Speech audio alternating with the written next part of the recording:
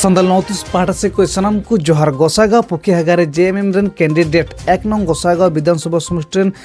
JMM run candidate को बड़ा गया प्रेडिक्शन हासदा आय बचाव भालो चूकर उन्हें इलेक्शन कैंपिंग कमी हो रहा है एतहब किदा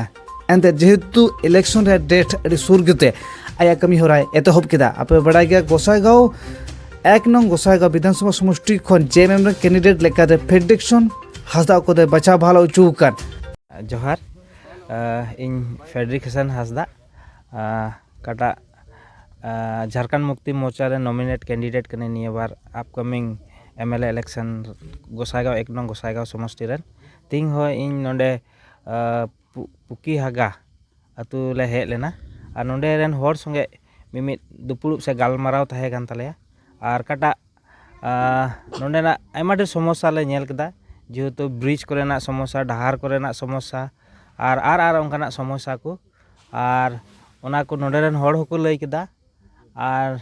नितले आले ले बडाय जे काटा इलेक्शन हुयुक कान नि इलेक्शन अबु बुन बडाय गया जे मिटे अडी दामाना समय कान तबुना निया दामाना समय रे जेमन अबु चे लेका प्रतिनिधि बुन बाछाव दड़िउ कोआ ओना ना मिटे गपाल माराव नोडे हुइना और निया गे मिटे तिंगा नोडेना कटी मिटे शॉर्ट टाइम रे मिटे विजिट थाय कान तिnya